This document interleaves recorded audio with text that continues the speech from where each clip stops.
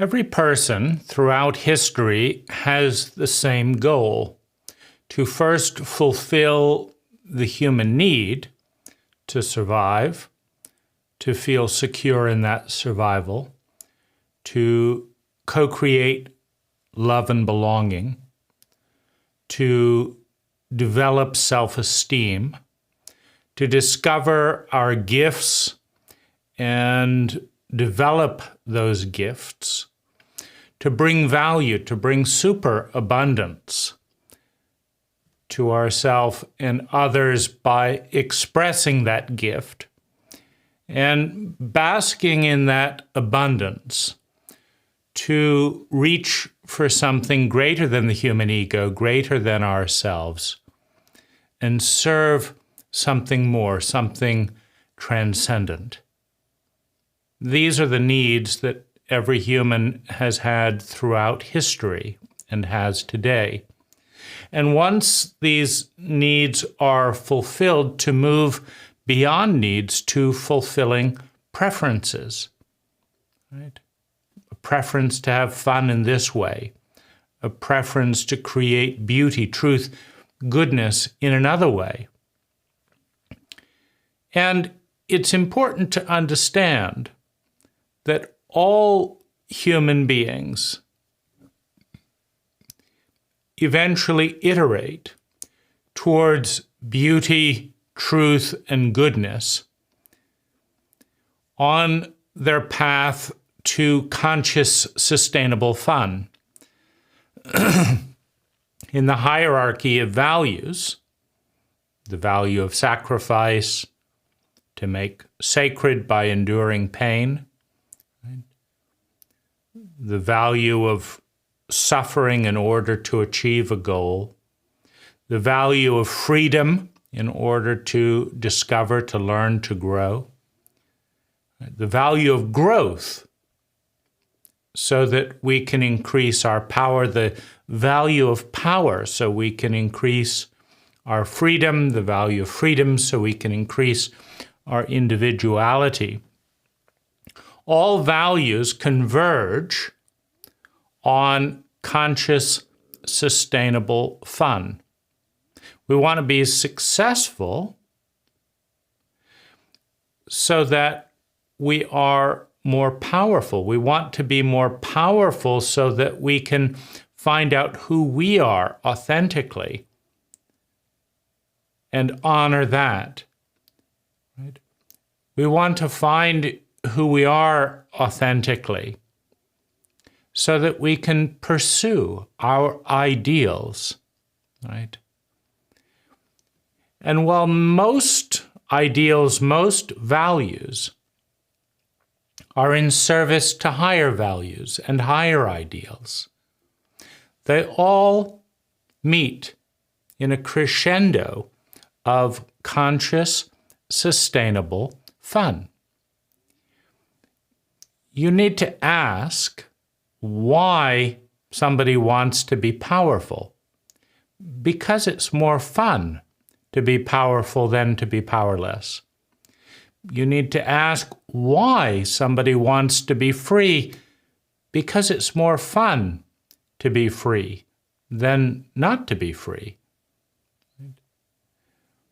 You need to ask, why does someone want to have conscious fun rather than unconscious fun? And the answer is, it's more fun to be conscious of the fun than it is to be unconscious.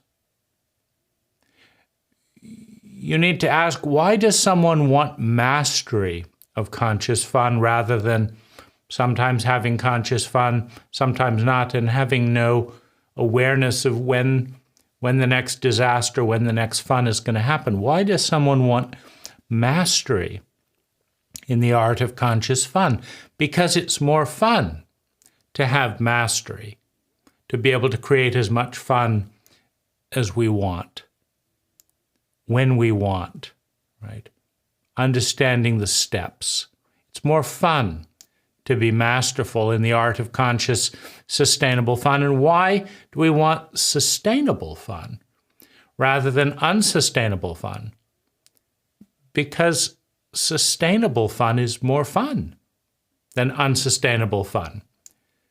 Meaning, learning how to create sustainable wealth that increases year after year is more fun than racking up credit card debts, buying what we want, and then going bankrupt. Right? So sustainable fun is more fun than unsustainable fun.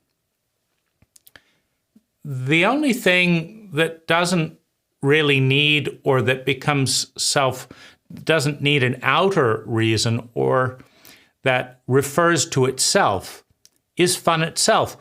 Why do we want to have more fun? Because it's more fun to have more fun than it is to have less fun, right? All paths converge on conscious, sustainable fun. The most competent person in the history of humanity, past, present, and future, has massive levels of conscious, sustainable fun. Because if you're competent and you're conscious, right, and you pursue your other values, they lead to conscious, sustainable fun. And once you have it, once you are having fun sustainably and consciously, and you know how to create that, you never go back, right?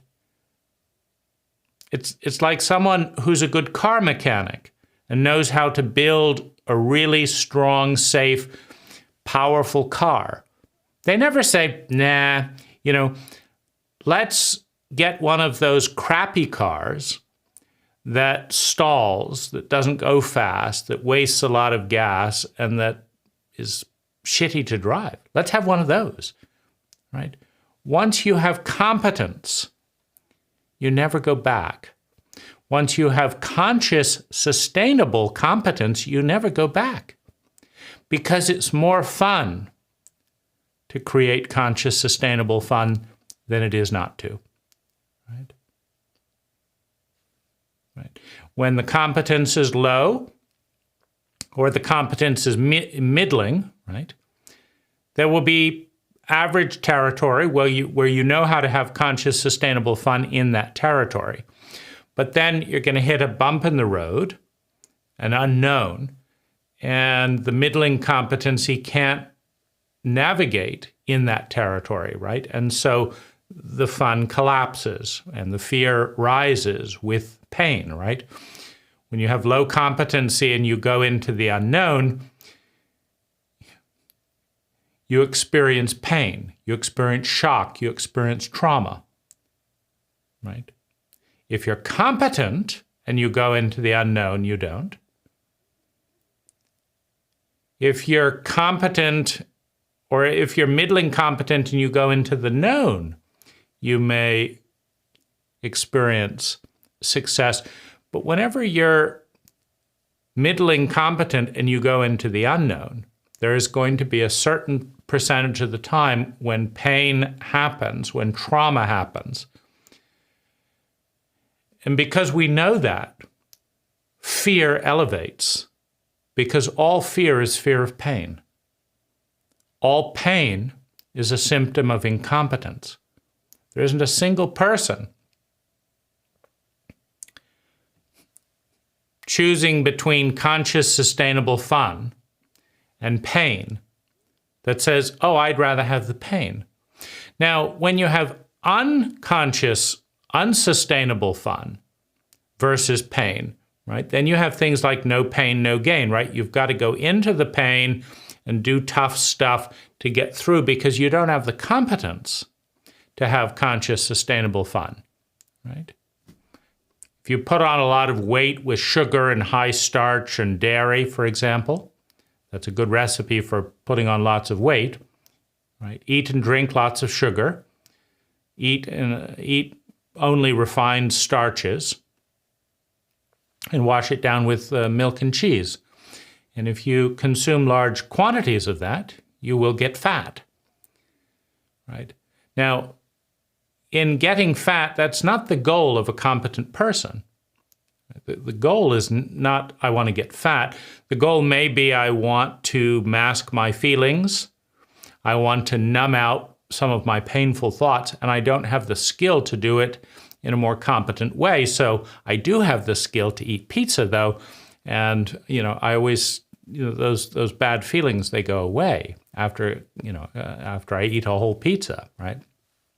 So I know how to do that, right? And then in that low competency, it might take some pain, right? I don't feel like getting up, but I'm going to go jogging and stuff, but a high competent person goes right for the conscious, sustainable fun, as evidenced by succeeding at creating conscious, sustainable fun. So you can measure the competence of an individual by how much conscious, sustainable fun they are able to create for themselves and those around them. Now, that's the goal of every individual, to meet their human needs and to meet or fulfill their preferences, to fulfill their needs and to fulfill their preferences. A cult needs members. A growing and evolving cult needs cult members to join the cult, right? A culture dies when the last person interested in being a part of that culture dies. It becomes one of the vast majority, the 95% of cultures that are now extinct. Right? So for a culture to grow and evolve, it needs members. Now, a highly competent culture has no problem creating members. Everyone lines up to join the cult, the culture, that is most likely in their mind to bring about a feeling of sustainable well-being, right? And one achieves sustainable well-being by fulfilling one's needs and then fulfilling one's preferences. That is how we generate sustainable well-being. Now, when you look at immigration patterns, if you ask, 1 million people randomly around the globe, what country do you want to go to and why, right? They want to go to the country that has a cult, that has a culture that they believe will facilitate greater levels of well-being.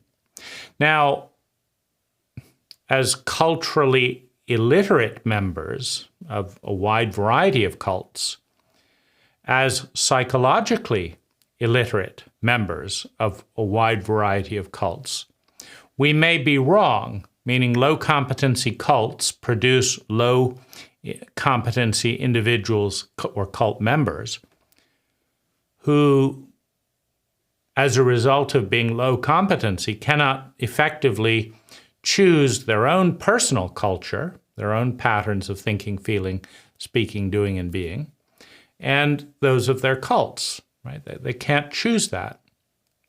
And so they can't necessarily point themselves in the right direction, the direction that will generate the most amount of sustainable well-being, right?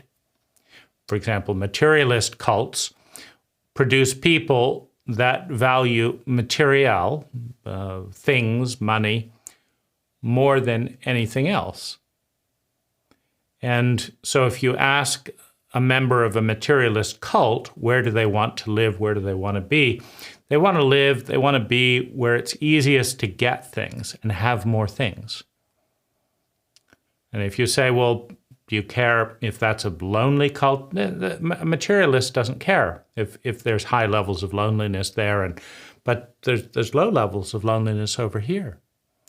Right? A humanist cult, a relational cult, would care about that, right? They'd say, well, yeah, this has the strongest family bonds, I'm going to go over there, right? But a materialist cult brainwashes its members to pursue material and the symbols, money, of material above all other things, right? And so anyone brainwashed into materialism is going to, for example, pursue America. It is easier to make money and spend money in America than almost any country on earth, at least It has been for the last few decades, and it may remain so. Right? So America is a popular destination. Right? But if you look at who smiles the most, or who has the most healthy attitude and, in relationship to others, you might go to a place like Thailand.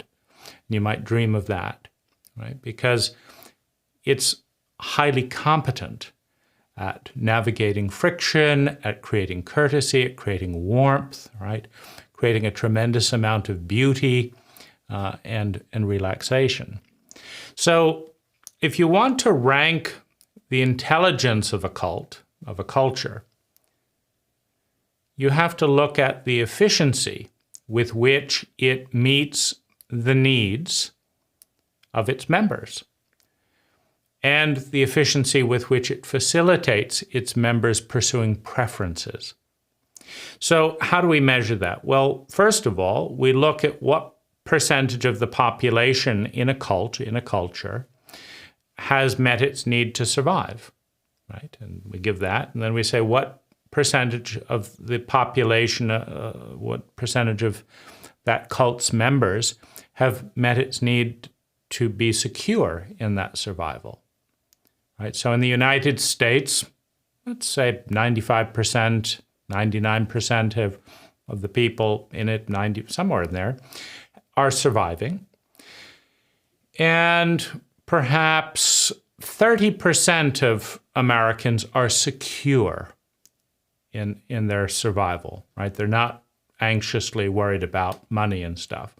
70% are, right? So we have a 30% success rate in security of survival, meaning not having any worries about that from an informed perspective.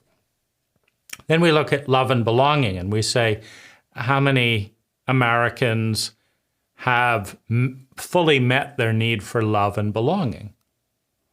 Well, you might get about 10%. Right? 10%, if you ask the population, how loved do you feel? How much love do you, if you had to rate how much love is coming towards you from the culture, how loved do you feel? And you have to take the time to know what that is. It's very hard to meet the need for love and belonging if you don't know what love is, right? Does anyone care enough to take the time to see you clearly? Not to judge you, to see you clearly, and then understand you, and empathize with you, and attune to you. Is there a single person in your cult that is capable, willing, and actually doing that? Loving enough to care, caring enough to take time, taking enough time to see, seeing enough to understand, understanding enough to empathize, empathizing enough to attune, and attuning successfully enough to facilitate the meeting of your human needs and then your preferences. Is a single person doing that well? Are you doing that well? Right? So if maybe 1 or 2% in the cult, in the culture, feel deeply and fully loved and that they belong, and other people feel okay, meaning maybe they're at a 3 or a 4, they're average, right? They notice they're no better or worse than other people, and they're satisfied with that, right? What is that rating? And then how many people in the cult have clear ideals, clear principles that they believe take them towards that ideal, and then live up to those principles, practice those principles to serve those ideals on a daily basis, and as a result rank themselves highly in self-esteem. I have ideals, I have pictures of the world I want to live in, I have principles, guidelines that I follow to make that world a reality. I plant 1,000 trees because my ideal is sustainability, and 1,000 trees makes me carbon neutral. And so I've planted 1,000 trees, or I've given $1,000 to an arbor foundation that will plant 1 tree per dollar, right? So I'm carbon neutral. I'm living up to my ideal of a sustainable planet, right? I want to be honest, and so I don't lie to my friends and this and that. So how am I doing on that, right? I don't want to, disappoint and betray people, and so I know what my skills are, and I don't over-represent them, and I make sure that things are win-win, or I disengage, right? How am I doing on that, right?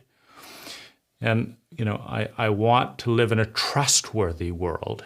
And so I am trustworthy. I do what I say I will do. How much of the time, right? So I have a high level of self-esteem based on earning that esteem, and how much of the cult has a high level of self-esteem based on earning it and knows what their principles are, what their values and ideals are. How many people know what their real gifts are? Not just, I know how to type short, F1 shift. I know how to move a keyboard, but how many people know what their talent is? What their natural gift is, and are developing that gift versus doing the most expedient thing to earn money. Right? How many people are bringing value and maximizing, creating superabundance with that gift, such that in the fulfillment of those egoic needs, of those needs of the body, that my mind naturally turns to how can I serve something more than myself? What percentage of the cult is asking itself, how can I be of service in a true sense, to be a part of something bigger? Versus, I got to do this and do that and do that and hide that and do this so that I can pay my rent, so that I can look good, so I can get some sex, right? So a highly competent cult meets all of the needs of all of its members all of the time, right? A highly incompetent cult does not meet any of the needs of any of its members any of the time, right? And so we can look at, how broad is the, demographic, the percentage of, of people within each cult that have met which of those needs, because the needs are needs. They're like oxygen.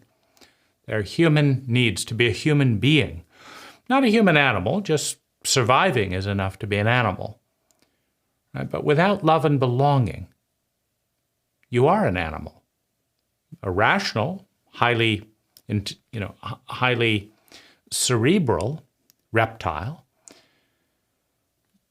but you're just dealing with 200 million year reptilian programming with a rational pattern analyzing overlay. Right? You've learned to manipulate yourself and others and hide and predate in different ways to meet your needs for survival and security, but you're not a human being without meeting your need for love and belonging. Right? That's the pivot between the animal and the human being. Right? So a cult that doesn't meet that need and even understand what love and belonging is not meeting the need of the human being to be human, right? Through understanding love and belonging. So it's not just how many people in a cult are meeting which one of their needs to which degree, and then moving beyond that to meeting their preferences. A key metric in the intelligence of a cult is how efficiently it's doing that, right? To meet, to consume a rocket ship, right? $3 billion and this and this and this, and meet one person's needs.